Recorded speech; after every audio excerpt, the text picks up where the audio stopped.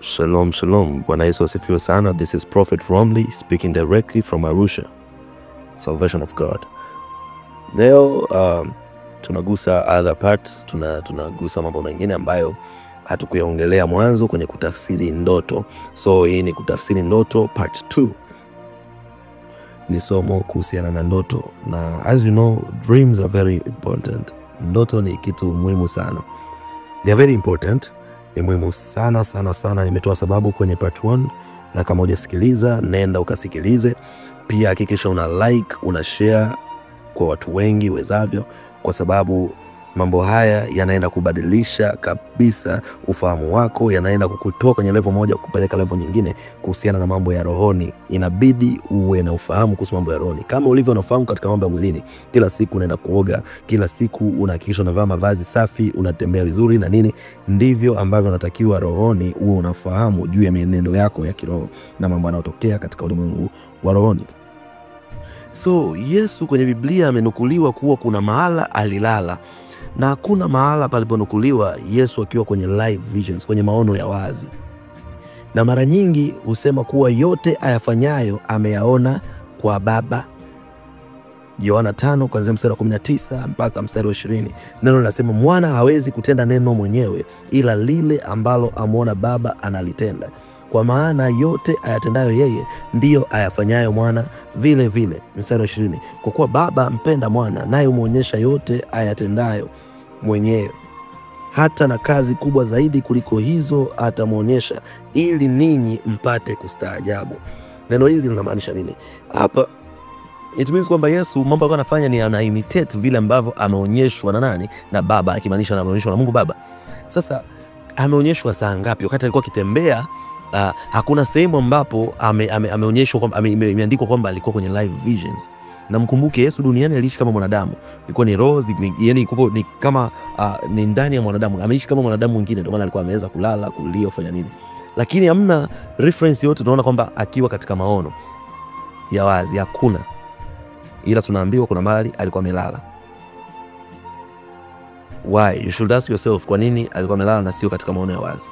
So hili ni jambo la wewe mwenyewe kutafakari na kufikiria. Mara ya kwanza mwanadamu kupata maono ya usiku. Kuna maono ya wazi na maono ya usiku, nilishafundisha kwenye part 1. Sasa mara ya kwanza mwanadamu kupata maono ya usiku ama ndoto, ambapo nimekuambia ukisoma ile andiko la Yohana 5:19 mpaka 20, inamaanisha kwamba Jesus maono alikuwa anapata kupitia when he was asleep, ndo alikuwa loaded, kwa sababu muda mwingi akishapumzika alikuwa anaweza kufanya mambo mengi makubwa. Kiasi kwamba hakuna sema kwa kwenye live visions, it means mambo alikuwa anayaona alikuwa ameyapata wapi? Kwenye maono ya usiku au maono ya ukiwa umelala, ambao ni ndoto. Sasa mara ya kwanza mwanadamu kupata maono ya usiku au katika ndoto ilikuwa ni katika Mwanzo sura ya 2 mstari wa 21. Mara nyingi kuwa katika ndoto kuna umuhimu zaidi kuliko kuwa katika maono ya wazi. Kuwa katika ndoto kuna umuhimu zaidi kuliko kuwa katika maono ya wazi. Kwa sababu imagine Adamu kwa mara ya kwanza kabla hajazaliwa nini, aliyeko katika usingizi mzito. Ukisoma hilo andiko utagundua kwamba hata wakati Bwana amemletea alikuwa bado hajaamka, hajaandikwa kwamba ameamka. So he was asleep. So the first man to dream alikuwa ni nani? Ni Adam. Sawa. Kuna umuhimu mno sana mtu kuwa active sana kwenye ndoto, kwa sababu ukiangalia kwenye Old Testament wafalme na watu wengi sana, kina Yusufu, kina nani, maisha yao yote maelekezo hawapewa katika maono ya wazi. Hakuna sehemu yoyote ambapo walipewa katika maono ya wazi. Ilikuwa ni katika nini? Katika maono ya usiku. Wengi wao kina Abimeleki angefanya masiara na ile ndoto angekufa, na pamoja na uzao wake wote ungepotea, kwa sababu matumbo ya wanawake wote yalikuwa matasa. Amefahamu hayo yote yanayoendelea kupitia ndoto, kwa sababu Abrahamu ameficha taarifa ya kwamba mkewe Sara ni mke wa nabii, ni mke wake, wala sio ndugu yake tu, bila yeye akamwambia Pati kwamba ni ndugu yake, kitu ambacho kilikuwa kimeficha ukweli. Unajua ukweli nusu ni mbaya kuliko uongo halisi. Yaani ukweli nusu ni mbaya kuliko uongo halisi, lakini hakuweza kujua mpaka alipoota ile ndoto akajua. Bwana alipomsemesha katika ndoto akafahamu kwamba Abrahamu amenidanganya, maana huyu sio ndugu yake tu bali ni mke wake. Na Mungu akamwambia kwamba usipomrudisha nitakuua. haijalishi alikudanganya, alikuficha fanya, lakini usipomrudisha huyu mtu nitakuwa. Kwa asingekuwa na ufahamu juu ya ndoto, angejulia wapi haya mambo? Aya, na mfalme kipindi kile cha Yusufu, Farao yule wa kipindi kile cha Yusufu, alikuwa na ufahamu wa ndoto, ndio maana akatambua, akagundua ndoto hii inabeba maana juu ya ufalme wangu. Asingekuwa anauelewa juu ya ndoto, asingetambua hata kama Yusufu anabeba roho ya Mungu. Ila alifahamu kabisa hii ndoto atakaye tafsiri, huyu mtu hakika roho ya Mungu iko ndani yake. Ndio maana anasema tupate wapi tena mtu kama huyu? Kwa hiyo ni muhimu sana kuwa na maono katika ndoto. Usipoweza, it's very hard, it's very complicated.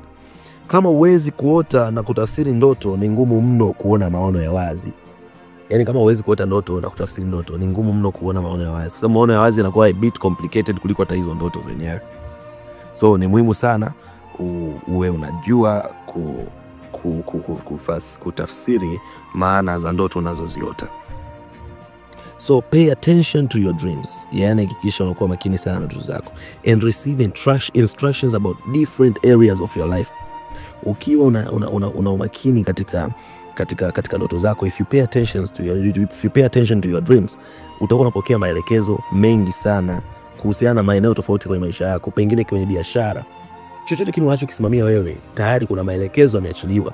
Inatakiwa upokee kwenye ndoto. Unapoamka asubuhi tayari umepokea ufunuo mpya. Ndio maana ile swala baba yetu tunasemaje, utupe leo riziki yetu ya kila siku, tupe mkate wetu wa kila siku. Niliwaambia maana yake hilo neno ni Adona, ambao ni revelation. So utupatie our daily revelation. Kuna ufunuo wa kila siku. Kile ulichokiota usiku ndio tunatakiwa kifunuliwe. Hilo ndio neno la Mungu la usiku. Ulitakiwa uwe unaota, unapata maelekezo juu ya siku yako inayoanza, juu ya mwezi wako, juu ya wiki yako. Then note them down. Hayo ndo maelekezo juu ya biashara yako, juu ya ndoa yako ambayo inafeli. Hayo ndo maelekezo juu ya mambo yanayokuzunguka unatakiwa ufanye. It is through your dreams. Mara nyingi sana kupitia ndoto, kwa sababu haihitaji ujuzi mno, inahitaji tu uamue kutokuwa ignorant, ujifunze hivi vitu.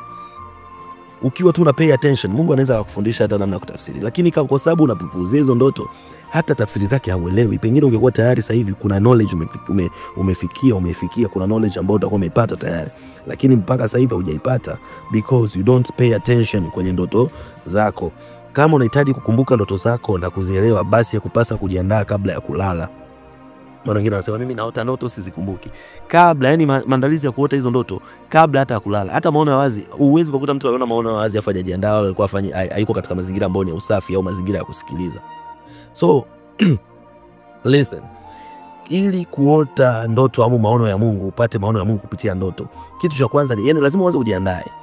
Ambapo procedures ni ya kwanza, kwa sababu ya sasa hivi distractions ziko nyingi sana. Maisha yani usumbufu ni mwingi sana. Kuna vitu vingi sana vinatutoa kwenye njia, vinatutoa kwenye reli kama simu. So ningeshauri kitu cha kwanza ni uzime simu yako, ama uisilence, ama uiweke mbali na wewe.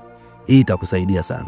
Itakusaidia sana kuondoa usumbufu usioeleweka kabla ya kulala. Hii ni kabla ya kulala, sio unavyoamka, kabla ya kulala. Make sure unazima simu yako, ama unaweka silent, ama unaiweka mbali. Kama ni alarm, ziweke alarm, lakini iweke mbali. Alafu swala la pili ni pray seriously before sleeping. Omba ile serious kabla hujalala. Omba seriously, hata kama ni dakika 5, lakini seriously. Sio ya Mungu lala. Omba seriously. Sio uombe kufunga macho yako rohoni kwamba ni sio ndoto mbaya, hapana. Sababu hizo ndoto mbaya zinawezekana zinaongelea uhalisia wa maisha yako. So omba seriously about your life. Kuna mambo mengi ya kuomba. Just omba seriously kabla ya kulala. Yaani usimalize sweet muongea na simu umemaliza ndo unalala, hapana. Make sure simu yako unaweka mbali, omba seriously. Alafu kitu kingine kichobakia, ili upate usingizi vizuri, uingie kwenye ndoto ambayo utapata sauti ya Mungu ikikuongelesha, meditate on the word. Yani tafakari neno la Mungu. Andiko lolote unalojua, tafakari kuhusu mambo ya Mungu, tafakari neno la Mungu. Ulale ukiwa umetafakari neno la Mungu. Without focus, God will not talk to you. Yani kama utakuwa umejipanga, utakuwa umejiandaa, Mungu hawezi kusemesha vizuri. Utapata shida sana kumsikia Mungu. Utaanza kupata ndoto ambazo ziko very confusing.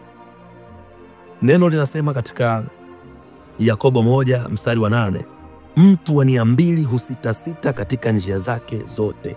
Kwa hiyo ukiwa na makorokoro mengi, mara una chat, mara unafanya nini, ndo unalala. Yani utakuwa na sita. Kila hata ndoto zako zenyewe zinakuwa zieleweki. Hazieleweki, zinaenda kushoto ama kulia, mbele ama nyuma. Unamhadithia mtu anaboreka, hawezi hata kusikiliza.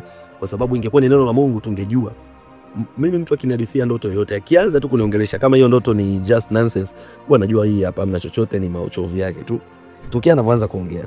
So usiwe mtu wa kusita au mtu wa 200. Yani utakuwa unakwama kwenye kila jambo, hata kwenye ndoto zako zitakuwa hivyo hivyo, yani ziko hazieleweki, zina sura mbili, haitakiwi. Neno pia katika Mhubiri sura ya 5 mstari wa 3, na tumesoma kule kwenye part 1, sasa tutasoma mstari wa 3 na pia tutasoma mstari wa 7. Imeandikwa, kwa maana ndoto huja kwa sababu ya shughuli nyingi, na sauti ya mpumbavu kwa njia ya wingi wa maneno.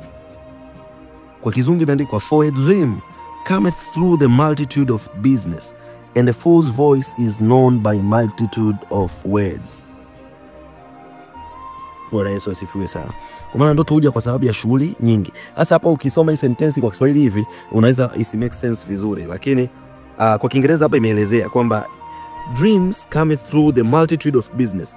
Sasa tukisoma version NIV inasema a dream comes when there are many cares. Kwa vitu vile unavyojishughulisha navyo, unavyovijali sana, ni vinasababisha, vina contribute pia kwenye ndoto unayoota.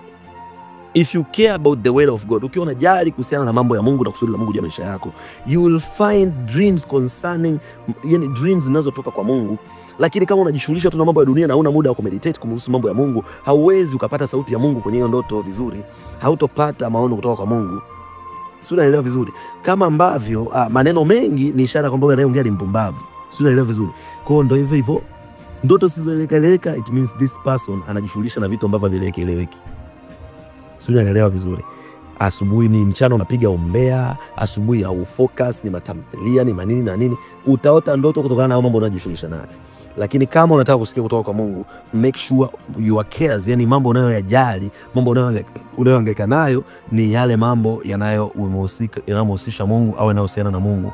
Kwa asilimia kubwa uwe unatafakari neno la Mungu, sheria ya Mungu, maagizo ya Mungu mchana na usiku, itakusaidia sana kupata maono ambayo yako wazi. Na hii haiapply tu kwenye ndoto, hata kwenye maono ya wazi. Mtu anaye meditate neno la Mungu muda wote anaanza kuwa prophetic, anaanza kuprophesy, anaanza kuona maono ya wazi, anasikia sauti ya Mungu kuliko sauti ya umbea, anasikia sauti ya Mungu kuliko sauti ya ulaghai, anasikia sauti ya Mungu kuliko sauti ya mashetani, kuliko sauti yoyote ile. Kwa hiyo ni rahisi sana kuweza kuota ndoto zinazo make sense na ukapata pia tafsiri zinazoeleweka endapo ufahamu wako hauko corrupt, yani ufahamu wako umeelekeza kwenye neno la Mungu. Kama ubongo wako umejaa mengi yasiyo na maana, ni ngumu kupata ndoto zenye maana. Simple. Hiyo ndo neno hili linavyomaanisha Mhubiri 5 mstari wa 3. Na pia katika Mhubiri sura ya 5 mstari wa 7 neno linasema, maana ndivyo ilivyo katika habari za wingi wa ndoto na ubatili na maneno mengi, walakini wewe umche Mungu. Sasa hapo ukisoma kwa Kiswahili walivyotafsiri, I don't know what happened kwenye kutafsiri kwao, lakini napenda kusoma maversion tofauti ili mradi nijue maana halisi, kwa sababu hao ni binadamu waliotafsiri na wanaweza kama make mistakes pia kwenye kutafsiri. Sawa? So tukisoma Waingereza, ukisoma Kiswahili hapo unaona kama it makes sense. Imeandikwa, na ndivyo ilivyo katika habari za wingi wa ndoto na ubatili na maneno mengi, walakini wewe umche Mungu. Unaona kama it makes sense. Kwa Kiingereza imeandikwa, for in the multitude of dreams, kwa kuwa ndani ya katika, yani kwa kuwa katika ndoto, wingi wa ndoto, ndoto nyingi, and many words, na maneno mengi, there are also diverse vanities. Kuna ubatili mbalimbali, kuna ubatili mwingi. Kwa ukiwa unaona ndoto unazoota, yani kila siku ni ndoto nyingi, it doesn't make sense. Na yani it means hii ni result, na kuna pia na okay, inamaanisha kwamba katika hizo ndoto kuna ubatili, kuna mambo mengi ambayo kati hapo ni ubatili, kama Biblia inavyosema kuhusu maneno ya mpumbavu. Maneno ya mpumbavu ni mengi, kwa kwenye maneno mengi hapa kosi nini? Ubatili. So kwenye ndoto nyingi pia kuna ndoto nyingi hazina maana hapo katika hizo ndoto nyingi. Sio, unanielewa vizuri? I will explain better, nita find a way ya explain better in this video ili uelewe. Yani kuna watu wale ambao kwa usiku mmoja anakuja akiamka asubuhi na kuhadithia, jana nimeota hizi, na kuhadithia ndoto 7, leo ndoto 10, kesho ndoto swinga ngapi. Yani anakuwa na ndoto nyingi hazieleweki. Chunguza huyo mtu, utakuta anaongea mno, ni mtu ambaye anapiga umbea, anahangaika na mambo yasiyo make sense, mambo mengi yasiyo make sense. Kwa utakuta hata hizo ndoto maana zake hata hazieleweki. Yani kuna ubatili mwingi, yani kujua hii ndoto ya Mungu sio ya Mungu ni uongo, ni ngumu sana katika mtu wa namna hiyo. Kwa kama wewe ni mtu wa namna hiyo, inabidi ubadilike, uwe makini na kinywa chako, uwe makini na mazingira yako, uache kujihusisha na vitu visivyo na msingi. Kama unashinda ukiangalia pornographies au unategemea maono ya Mungu usiku, utakuwa unajidanganya. Unategemea ndoto inayoeleweka, utakuwa unajidanganya. Kama wewe una maisha yako umeamua kuyaongoza kwa uzinifu, yani kwamba unakuwa ni unajiuza, afu unategemea upate maono ya Mungu, huo ni uongo, unajidanganya. Achana na hiyo ujinga. Achana na maisha ya giza, umfuate Yesu Kristo, umpokee Yesu Kristo. Sawa? Kwa namna hiyo utapata sight ya kwenye ndoto, utapata picture nzuri katika maono yako ya usiku, na pia utapata tafsiri nzuri katika maono yako ya usiku. Ukipewa ndoto, okay, this is it, naomba usikilize kwa makini. Ukipewa ndoto na Mungu afu ukawa haujaielewa, zingine zote zinazofuata baada hapo ni ndoto ile ile katika matoleo tofauti tofauti, ni different versions but the same dream. Yani ni kama story moja lakini movie mbili tofauti au tatu tofauti. Sio, unaelewa vizuri? Kama ndoto uliota na hukuielewa na ilikuwa ina maana na kweli imetoka kwa Mungu, ndoto zinazofuata zinaongelea jambo lile lile, ni zinazunguka kama mtu anayekata kichaka, inajaribu kwa namna hii, labda utaelewa, haujaelewa, imekuja kwa namna hii nyingine, kwa namna nyingine, kwa namna nyingine, upande ule, lakini ndoto inakuwa ni ile ile moja. Kwa mimi pia mtu akiniambia ni hata ndoto, nikinasikiliza ndoto zake, akishaanza kuniambia nyingi, naambia ya kwanza ulielewa maana yake nini? Hapana. So najua kabisa hata hizi zingine zinamaanisha kitu kile kile, zitaendelea zitafocus, zitakuwa na zitakuwa na ile flow, itakuwa na continuity fulani ya pale pale, ita respect continuity, itaendelea pale pale, itakuwa inaongelea kitu kimoja kile kile. So ni kitafsiri moja na maana imesolve tatizo, na hata zote ndoto zile zingine zinaweza kawa ziko meaningless. Baada ya hapo sasa ndipo ataanza kuota ndoto nyingine kuhusiana na ufunuo au uhalisia wa maisha yake baada ya hapo. Kama usipofanyia kazi maelekezo ulipewa kwenye hiyo ndoto ya kwanza na hukuielewa na pia hukuifanyia kazi, mambo ni mawili. Inawezekana ukawa ulielewa lakini haujafanyia kazi, ama hukuielewa kabisa, kwa ina maana hujafanyia kazi pia at all. That means kwamba hizo ndoto zinazoota hapo baada ya hapo ni zile zile, yani zinakuwa jirudia maana ile ile, lakini ziko tu tofauti, sura tu tofauti. So I want to give you principles. Nataka nikupatie kanuni kadhaa ambazo mimi nazitumia katika utafsiri wa ndoto. Kwa sio kwamba labda simaanishi kwamba hakuna zingine ama ni hizi tu au nini, hapana. Zinaweza zikawepo zingine kulingana na jinsi unavyokuwa unatembea na Mungu ama ufahamu wako ambavyo utafunguliwa na Mungu.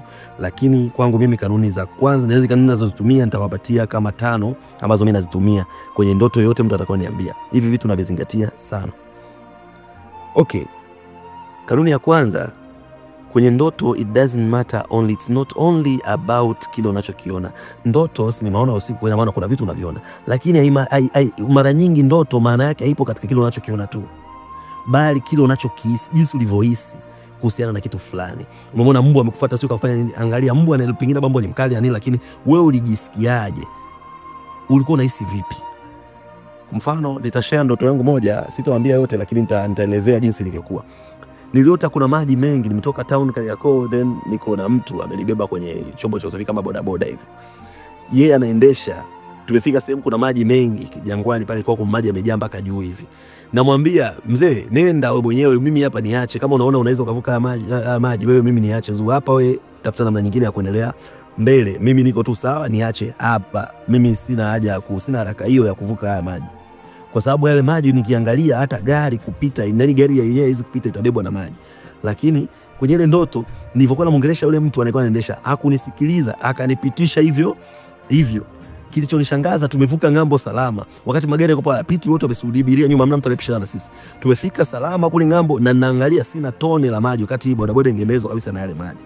So nilivyojisikia, nilikuwa na ile hofu tayari. Kwa ile feeling ya hofu ina speak something. Kwa kwenye ndoto kama hiyo, mimi sitofocus sana na maji, sio nikopo hivi na hivi. Nitafocus kwa nini nilijisikia hofu, na Mungu anamaanisha nini baada ya kunivusha salama wakati nilikuwa naogopa. So nikaelewa nini kinachoendelea kwa maisha yangu, natakiwa nifanye nini na nini na nini. Niliinterpret. Sitotoa meaning yake hapa kwa sababu wala sijahadithia yote, kwa sababu kutakuwa na videos za kutafsiri ndoto baadhi. Ninawaruhusu pia ambao mna ndoto zinazowasumbua, mtafute namba, ingia kwenye about, kama uko kwenye YouTube uingia kwenye about channel, hapo kuna namba zangu, tuma ndoto yako. Kama kuna email pia utaiona hapo, au Instagram handle au popote, tuma ndoto yako, itajibiwa, nitazipitia na tutazitafsiri. Zile ambazo unaruhusu tutafsiri publicly, tutapatafsiri publicly. Kama ni kuna issue nyingine yoyote, majina hatutotaja, lakini labda uruhusu mwenyewe, ila tutaanza kudeal na hizo ndoto ambazo zinawasumbua. Nitatoa maana ya ndoto tofauti kulingana na mambo yanao wasumbua. Kwa mfano ile watu kuota meno sio yanaanguka, sio nywele zimenyonyoka, vitu kama hivyo. So hivyo vitu vyote tutaelezea kwenye video zingine. Nitakuwa baada ya hii video ya part 2 ya kutafsiri ndoto, nitaanza kuelezea sasa baadhi ya ndoto hii ukiota maana yake ni hivi, ndoto hii ukiota maana yake ni hivi. Nitakuwa nafanya hivyo kwenye videos ndogo tofauti. na ndo nitakachokuwa kimefocus nacho zaidi kwa kipindi hichi, kwa sababu Holy Spirit ananisukuma huko. Kwa hiyo lazima uangalie ulikuwa unajisikia vipi ulipoona kitu. Usiangesema tu umeona nyoka, but ulijisikia vipi kuhusiana na nyoka. Ule simba, ile feeling ulikuwa unajisikia kwenye ndoto inabeba maana kubwa sana ya hiyo ndoto. Na pia swala la pili, location, ambapo ndoto, kwenye ndoto mazingira yalikuwaje, ulipatambua wapi, uliwaza wapi. Naelewa vizuri, ulivyokuwa kwenye ndoto pengine mazingira unayajua, lakini kichwani mwako uliwaza, ulifikiri au ulihisi wapi hapa. So location matters pia. Namba 3, colors, rangi ulizoziona kwenye ndoto. Nguo, mtu alivaa nguo rangi fulani inaongea kitu. Rangi huwa zinaongea kitu, japo huwa si consider sana, lakini inaongea kitu. Nimemaster zaidi hiyo point ya kwanza na ya pili. Na pia point ya 4, number of things, people or entity, idadi ya watu, vitu ulivyoviona huko au chochote kile ulichokiona, idadi ya hayo matukio, idadi ya watu. Mimi huaga na analyze kila kitu kwenye ndoto. Nimeona watu wangapi ninawafahamu, wangapi siwafahamu. Numbers pia zinazungumza jambo, na ambao wananifahamu waliwahi kunihadithia ndoto zao, huwa ninawauliza, uliwafahamu, mlikuwa mnafahamiana hapo ni wangapi? Huwa namfahamu nani na nani kwenye ndoto, ananitajia wako wangapi, na yeye na mhesabu wale anawafahamu. Ninajua kabisa hii ndoto inahusiana labda na mahusiano, hii ndoto inahusiana na biashara, hii ndoto inahusiana na kibali, hii ndoto inahusiana na kitu fulani. Kwa hiyo ninafahamu pia kupitia numbers, na elimu ya mambo ya numbers pia nitajitahidi kwa uwezo wa Mungu nitafundisha. Kwa hiyo hakikisha ukai mbali na hii channel ya Prophet Romney, kwa sababu kuna mambo mengi kuhusiana na ulimwengu wa roho, kuhusiana na mambo ya maisha ya kumfuata Kristo, maisha ya roho ambayo unatakiwa ujifunze, na Mungu amenipa hekima hiyo, amenipa neema hiyo ya kukuhubiria wewe ili uweze kujifunza. Go pay attention to the number of things. Na pia namba 5, characters of the people or animals you see. Tabia za watu ama wanyama unaona. Wewe mnyama ulimuona, tabia zake kiuhalisia waga ni gani, kibinadamu ni gani? Na huyo mtu ulimuona kwenye ndoto amefanya kitu fulani, angalia vitu amefanya kwenye ndoto, afu pia angalia kiuhalisia unavyomjua wewe, tabia zake zikoje. Itakusaidia kupata maana nzuri ya ndoto. Kwa hizi ndo principles za kuzingatia kwenye ndoto yote. So kama una ndoto yako umeandika mahali, anza kuanalyze kupitia hivi vitu. Andika summary, andika notes kwamba hii ndoto kama ulihisi hivi ilitokea hivi na hivi, andika highlights hizo vitu. Utapata maana yake. Usipopata pia feel free kuni reach. Sasa hivi nina uhakika kabisa na uwezo wa kuhudumia wote watakao nitafuta, na uwezo wa kupitia ndoto zao. So utatuma message, let's say WhatsApp, ama utatuma huko Instagram ama YouTube, jina ni Prophet Romney, ama ni TikTok, just send anywhere. Find whatever way that you can reach me. Iwe ni email, hakikisha unanifikia na tuma ndoto yako, nami nitaitafsiri. Tafadhali, hii ni kwa wale ambao wataiona video mapema na nini. Kama ukidani pia unaweza ukajaribu tuma hizo ndoto, tutazitafsiri. Kwa uwezo wa Mungu nitakuwa na sessions za kutafsiri ndoto za watu, sababu ndoto pia zimewatesa watu wengi. Kuna watu wengi, yani ndoto imemkosesha amani, kwa sababu ameota ndoto fulani, anakosa uhuru, anafanya maamuzi ambayo sio sahihi kwenye maisha yake. Kwa hiyo nimepewa kibali na neema ya kushughulika na masuala ya ndoto, na nimepewa ufahamu na Mungu juu ya masuala haya. Hakikisha unani reach, nasi tutaongea kuhusiana na habari za ndoto. So from today nitakachokuwa nakifanya ni kutuma baadhi ya ndoto na tafsiri zake, na pia ambazo nitazituma nitazipitia, nyingine nitazitumia kama sehemu ya somo kwa watu wengine ili wajifunze. Maana ndoto nyingi tunazoziota zinakuwa ni zile zile. Wengi washaota wanakimbizwa na nyoka, waelewe maana yake nini. Wengi washaota wanakimbizwa na mbwa, waelewe maana yake nini. Wengi wameshaota vitu vingi, baba wanaokota hela, waelewe maana yake nini. Yani wengi wameota vitu vingi hawavielewi. Sasa Roho Mtakatifu amekusudia hili jambo ili mradi iweze kusaidika wewe ambaye una matatizo kama hayo kuhusiana na ndoto, uelewe ndoto zako za maisha nini. Na pia lengo lake ni tujifunze kwa pamoja ili mradi usaidie mwili wa Kristo. Kwa wengine ambao unajiona nao wanapitia changamoto kwenye ndoto, utaweza kumtafsiria, utajua hii ni ajali, ni nini, inamaanisha kifo, inamaanisha hivi. Itakurahisishia kujua masuala ya ndotoni, masuala ya maono ya usiku. Tukishatoa maono ya usiku ukaiva, itakuwa rahisi pia kwenye maono ya wazi kumuelewa Mungu na kuprofesai. Siwezi nikaanza kufundisha mtu kuprofesai kama hajui kuhusu ndoto. Kwa lazima nikuelekeze kuhusu ndoto. Huko mbeleni tutafundisha watu how to prophesy. Na pia mtaona nikiprofesai live. Kwa kutakuwa na session hizo, mtu anapiga simu, I prophesy about your location, name, age and everything. By the grace of God tutafanya hayo yote kwa uwezo wa Mungu. Ubarikiwe sana. It is Prophet Romney from Salvation of God. I'm speaking directly from Arusha. Be blessed in the mighty name of Jesus. Let the power of God, the power of salvation, redeem you and save you from any kind of trouble, from any kind of darkness, from any kind of bondage. In the mighty name of Jesus, Let there not be darkness in your life, in your family. Let there not be darkness, no delay, no affliction. In the mighty name of Jesus Christ, let the hand of God guide you. Let the hand of God keep you. Let the angels of God cover your tracks wherever you go, during daytime, during nighttime. In the mighty name of Jesus, I speak grace upon your life. Amen.